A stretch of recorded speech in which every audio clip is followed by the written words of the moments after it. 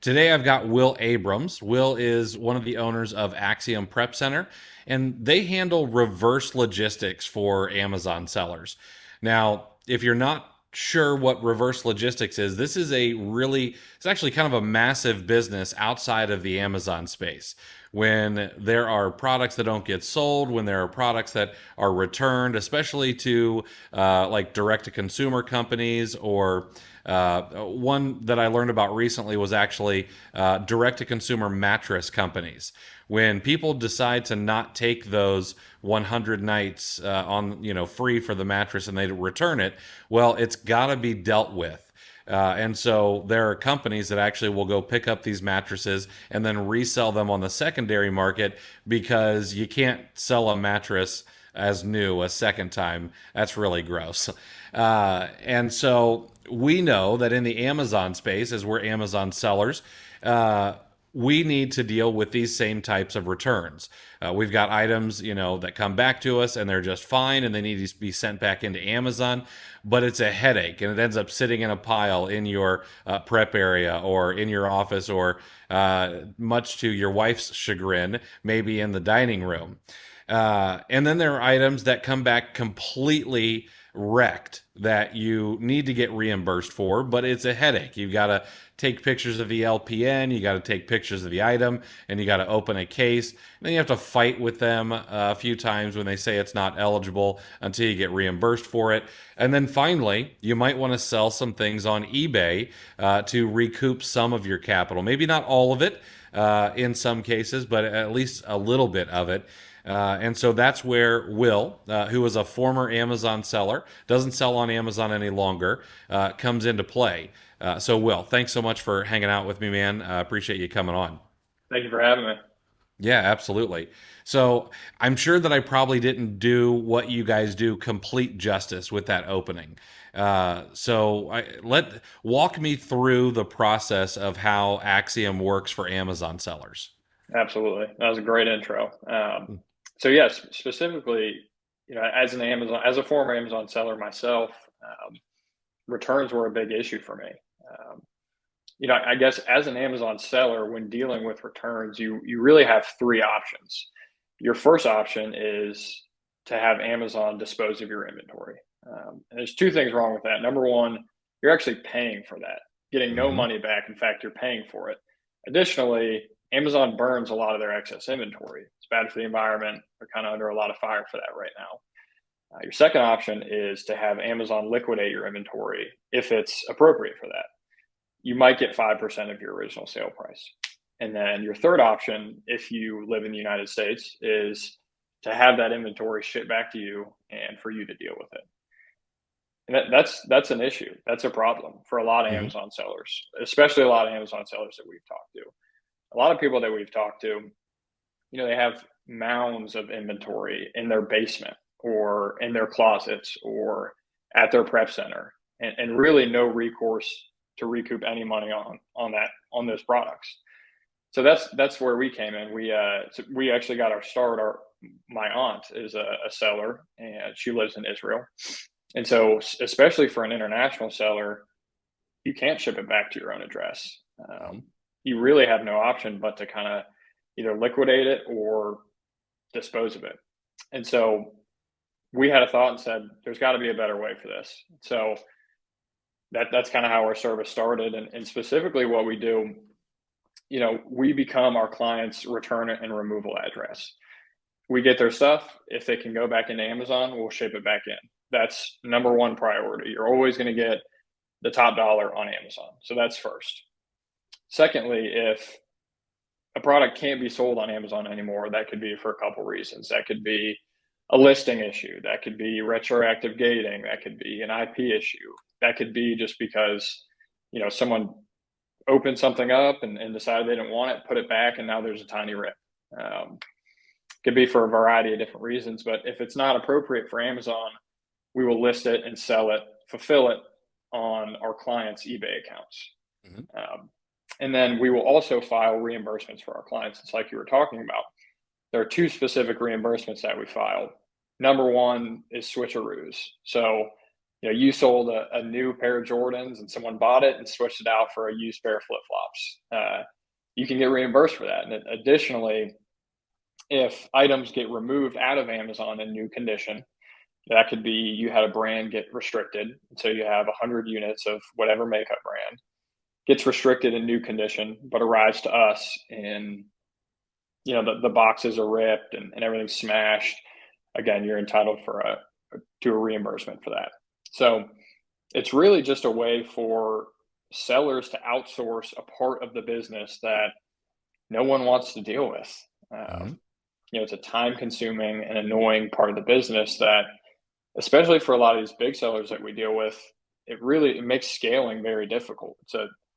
It's something that there needs to be a solution to. Yeah. And so that's where we come in, and people have really, really loved our service. Yeah, that's awesome. So I guess one thing I'm curious about is like who's your ideal client? Because you brought up your aunt, and she lives in how long has she lived in Israel, by the way? I think maybe 6 years now. She's Okay. originally from the U.S. and moved to Israel. Okay, gotcha. So I've got several friends who live over there who like this Hmm. would be a great service for them, and heck, some of them might actually be clients. But um, so what I envision is it's absolutely great for anybody outside the U.S. who sells on the U.S. platform, which is it's actually a fair number of people. Yep. And then of course there's the Amazon seller here in the U.S. When does it make sense? And I know this is going to vary a little bit, but when have you seen it make the most sense for a U.S. seller to use your service rather than Mhm. bring this in house? Right. And so, the majority of our clients are US sellers. And I think what it really comes down to is how much is your time worth? Um, Hmm. I know for me as an Amazon seller, when I was selling on Amazon, I was additionally working a full time job. So time was not really a luxury that I had. And so, thinking about it through that lens, it's really, is my time worth more dealing with these returns, or is it worth more sourcing?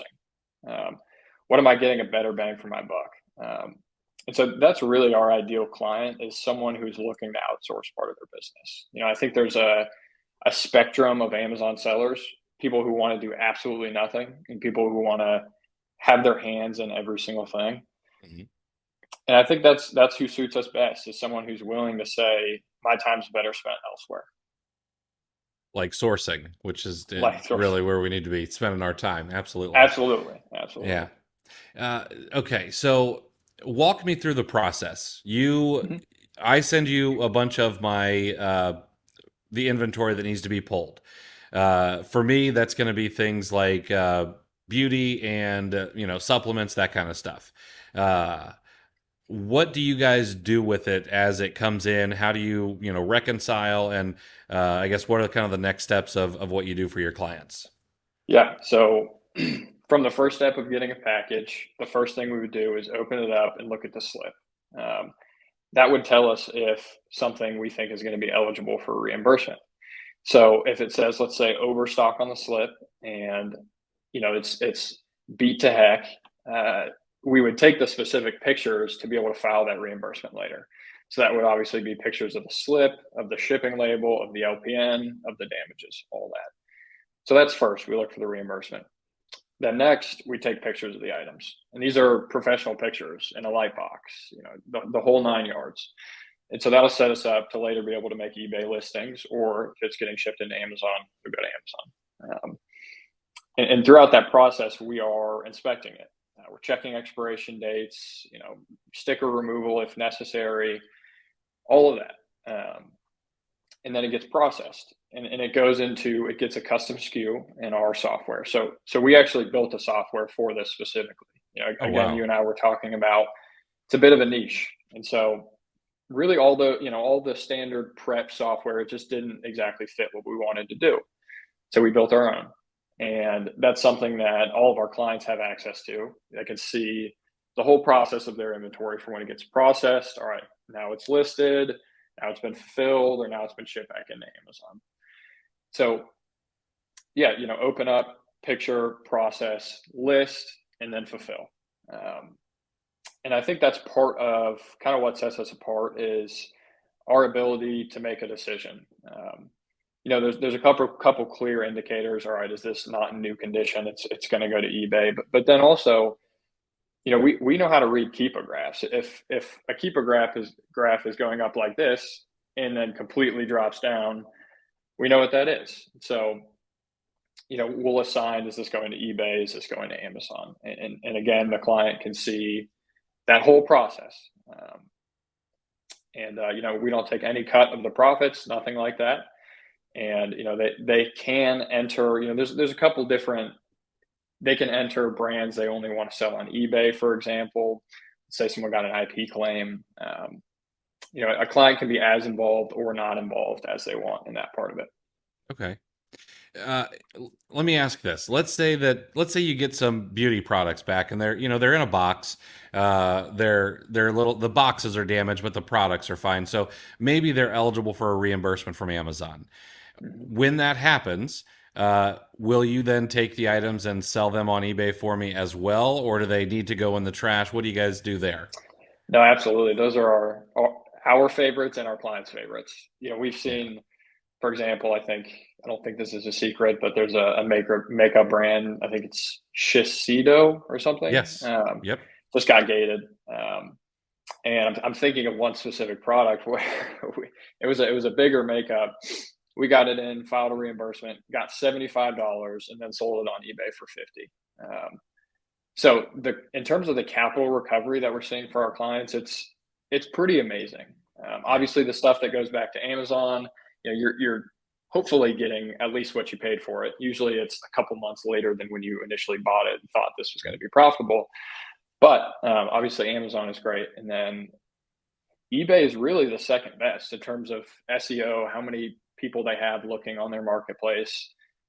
We really see great capital recovery, whether the box is blemished or it's a slightly used shoe, whatever it is. eBay's a great marketplace. Awesome. And are you guys like creating full eBay listings with like really nice descriptions and stuff like that? We don't do the descriptions, Okay. and frankly, that's mostly because for some reason buyers on eBay can be a little bit meticulous and a little bit Mhm. detail oriented, and so the listings are not bare bones. I wouldn't say it has everything that a buyer would need in order to make a buying decision. But we try to not include 10 different model numbers. So the person buys it and says, hey, this isn't exactly, we try to avoid that. Here are the pictures. Here's what it is. Here's the color, free shipping. So, Nice. And I know that this you really already everyone should already know, but you guys store it and ship it to the eBay customer when they buy as well. So there's nothing to do on my end. exactly. Really, the only part of the deal that we can't access through user permissions is buyer messages. Mhm. For some reason, eBay just doesn't have that in their software yet. But aside from that, there's really nothing that a client needs to be involved in. We handle all the storage, we handle the shipping. We ship Monday, Wednesday, Friday, so there's no way that we can ever miss an order. The lowest handling time is 2 business days. So from a client's perspective, it's completely outsourced, other than checking your eBay messages once a week. Okay. Yeah, that's awesome. So we've got one question, and then I've got a few more of my own as well. So Awesome. one person's asking, they're Canadian, but they also sell on Amazon.com. Do they just need to create removal orders and send those items to you for inspection so you can make a decision on the next step? Yeah. So any removal orders, any automatic, there's a bunch of places you would need to change. Amazon, for some reason, makes it really hard. There's about 5 different places. But yeah, so it goes to us, and again, a client can have as much or as little input in where those things are going as they want it. It's not that our clients don't have any input. It's just I'm going to enter in 15 brands that I can't sell on Amazon, and then just not worry about it.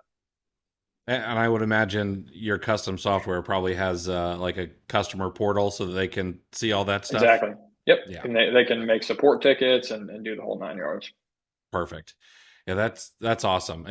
I know that this is something that I've always struggled with in my own business because I have so many other irons in the fire that Totally. you get something back and heck, I have so many beauty products that my wife has given away to girlfriends and Yep. family that has come to stay because I just never get to it. Yep. So yeah, Hmm. this would be a massive time saver. Yeah. Of course, what people are going to want to know is what's this going to cost me? Hmm. Because we're already worried about the thinning margins due Yep. to having to get inventory back, etc. And so, what's it going to cost? And then I've got a follow up to that as well. Awesome. Yeah. So with the pricing, we are meticulous in how we price because we want this service to be a net positive for our clients. We want people to come out on top. If that weren't the case, we'd be doing something wrong. So our pricing is $29.99 a month. That's a flat fee that covers access to our software, covers just having a US based return address, all that good stuff. And then if something goes back to Amazon, it's $2 per unit. If something goes to eBay, that's listing, fulfillment, storage, whole 9 yards, $4 a unit. That's that seems more than fair. Uh, yeah. So on the $2 per unit. Let's talk Amazon for a moment. On the Hmm. $2 per unit, that is if it goes back to Amazon. What if you are filing for reimbursements? How does that portion work? Right. So we take a commission on those reimbursements, Okay. um, and that would be invoice at the end of the month. So, and Okay. again, that's happening through our client's account. Perfect. Do you charge the $2 per unit on top of the commission for the reimbursements? We would. Hmm. Okay, perfect. I want to make sure it's clear because Love it. yeah, Absolutely. okay. And then what kind of what kind of results are you seeing? Like what kind of capital preservation? What kind of Hmm. or I guess capital preservation is not really the best word for it, but what kind of capital recapture are you seeing Right. for your clients? Yeah. And so I would say it varies a tiny bit in what specifically you're selling. I'll give you a good example. If someone is selling 100% grocery, Hmm. might not be ideal. In terms of capital recovery, that's going to be on the lower tier of our clients. But especially for things like beauty, for things like shoes, I mean, we're at least, I can't give you an exact number, but there's no way we're under 60 or 70% of what it's selling for on Amazon. Okay. And so that's great. And then we've also seen, specifically people will send us 5 Home Depot boxes, the large ones full of stuff that they've accumulated at their prep center or at their home. Mhm. And a lot of times these are new eBay accounts as well. I think that's probably a common question that's going to come up for people listening to this is, I don't have an eBay account. Is that okay? Can I still use your service? The answer is absolutely. There's a specific person I'm thinking of who we both know that sent us a whole bunch of Home Depot boxes, and we're at about 4 or 5 grand in sales per month on eBay. Oh, So that's awesome. yeah, so in terms of capital recovery, I mean, frankly, I had been so impressed by eBay. I've never, when I think of buying something, eBay is not the first place I go. In fact, Me I neither. don't think I had ever bought something on eBay. But again, I've been really surprised about how successful we've been on eBay. That's great. Do you have any? This is just out of my own curiosity, but based on the number of listings that you create, do you have any statistics on what your sell through rate is? I don't know. I would guess very high. We can see when a listing has been ended. Like you could set, this is only going to renew 3 times. So I frankly, I haven't seen a lot. Um, and I guess on that, that's a good question to answer. What happens if something doesn't sell? Hmm. So we have a 90-day shot clock in terms of a buy now. So on eBay, you have two options to sell something. It can either be buy now or as an auction. And so we give our clients 90 days to sell something buy now, meaning, we're going to price this at $30 and hopefully someone buys it. If after that 90 days it hasn't sold by now, it turns to an auction. and the buyer pays shipping, and it will get shipped for whatever it sells for. That could be, this is a small item, it's going to ship first class, so buyer pays $5 in shipping and then bids $1, and we'll ship it for that, or 50. And at that point, if it doesn't sell, we would either donate it if it's appropriate or dispose of it. Yeah. But frankly, I mean, I can think of 20 products thus far that we've had to do that with. That's really solid. I mean, I don't know the volume that you guys are doing, but I think that's pretty solid. Yeah. And it's also good for people to know because I mean, you guys obviously you're going to be limited by how much space you have, just like Right. an Amazon fulfillment center. So it's only fair that you do put a shot clock on it. I think that's great. Yeah. Well, and I think too, the items that we're getting are proven in a way. They've been sold on Amazon before. Someone's not buying something if it doesn't have traction on Amazon. And Right. I'm sure in your experience, the sales rank can be pretty high, but if you price it aggressively enough, it's probably going to sell. So, Yeah. all the things that we're getting are, items that our clients have said, I really think this is going to sell on Amazon. So, as it translates to eBay, when things are priced aggressively enough, it's probably going to sell. Awesome. And you don't do any other marketplaces, right? No Let Go or OfferUp or Craigslist or anything like that. Just eBay. Well, so we handle returns for any of those marketplaces because it's the same. If you're a Mhm. Walmart seller, it's really the same thing.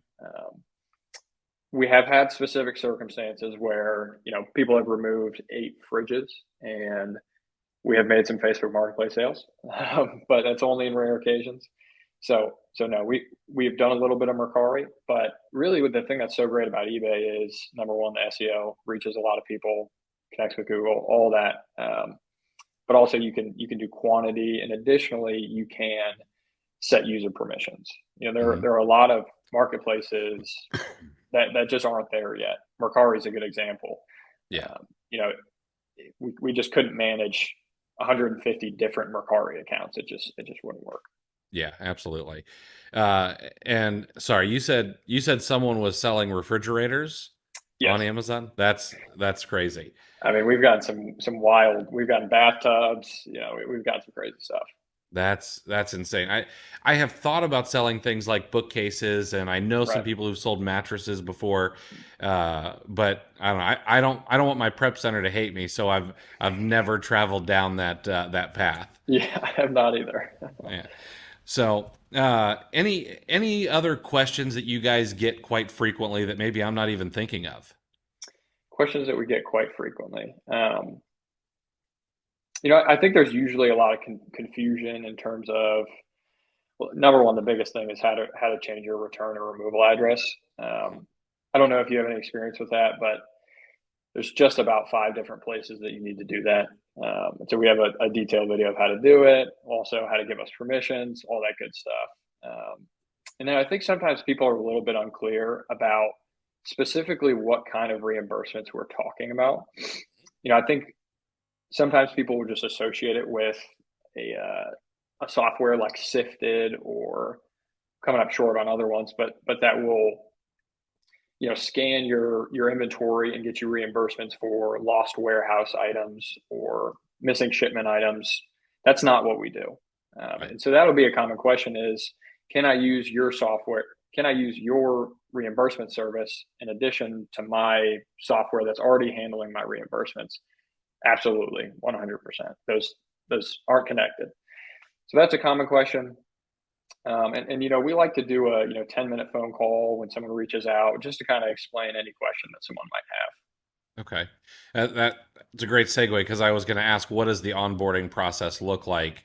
So you usually pick up the phone and chat with somebody just to make sure both sides are familiar with how the service works. We like to.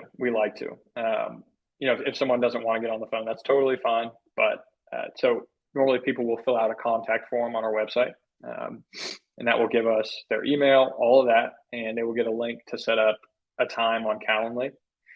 And from there, yeah, just 15 minutes to get to know one another and answer any questions that come up, give another description of our service, kind of things to expect, all of that. And then, yeah, I mean, we send them to our portal and they sign some terms and get to see all of our onboarding info, permissions, changing return removal, all that. And then that gets them into their software and they can see the first day something arrives. And then from there, business as usual. Awesome. And you mentioned something a little earlier I should have pulled out, but you said that you've got one client who we both know who sent you like Home Depot boxes worth of stuff. Yep. So if someone becomes a client, it doesn't have to just be the items that they've got at Amazon. I could go in and send you my death pile as well, right? You absolutely could. And in fact, other than that, I mean, we've just the other day we had someone walk up to our warehouse and say, "Hey, I have a garage full of medical equipment that, we got removed as a distributor when we were selling this. It's $30,000 worth of medical equipment." And said, "Sure, we'll sell it for you on eBay." I mean, there's really no difference. And so, yeah, if you have, inventory that's accumulated at your prep center, at your home, at a family member's home, whatever it is, we'll absolutely take it. Put it in a Home Depot box, ship it our way. Can't guarantee that it's going to get done in a day, but that's absolutely something that we handle. Awesome. And do you offer any do you have any like discounted shipping rates that you've negotiated with UPS or FedEx or anything, or just need to use ShipStation?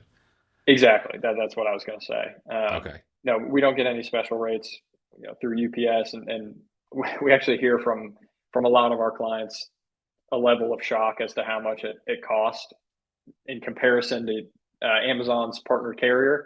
Oh I don't think yeah, I ever realized how cheap that was until trying to ship some heavy stuff through UPS.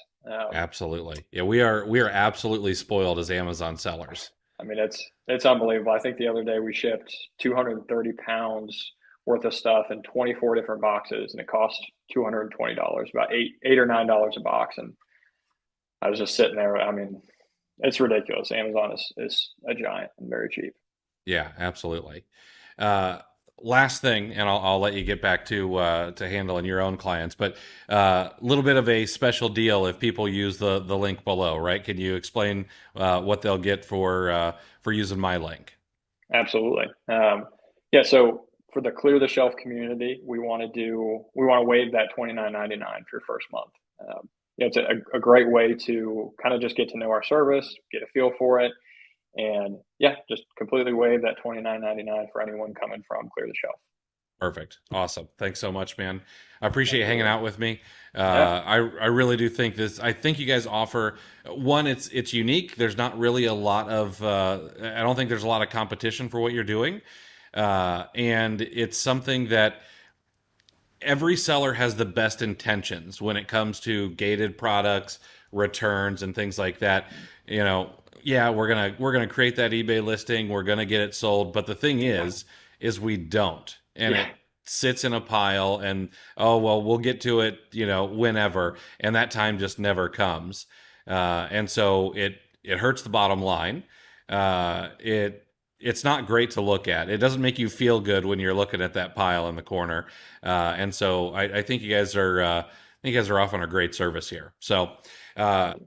if anybody wants to sign up, you get your first month for free. Of course, it would not negate the fees for listing on eBay or shipping it back into Amazon, but you get the membership for free for the first month to give them a shot. You can use the link right below the video. It's axiomprepcenter.com/clear the shelf. And I'm not a client yet, but I probably will be. But I've only heard good things, and I reached out to a few people who are using them and have heard wonderful things. So, Will, I appreciate you taking the time and Awesome. kind of explaining how all this works for me, man. Thank you for having me, Chris. Appreciate it. Yeah, absolutely. All right, guys, have a great day, and we'll talk to you soon.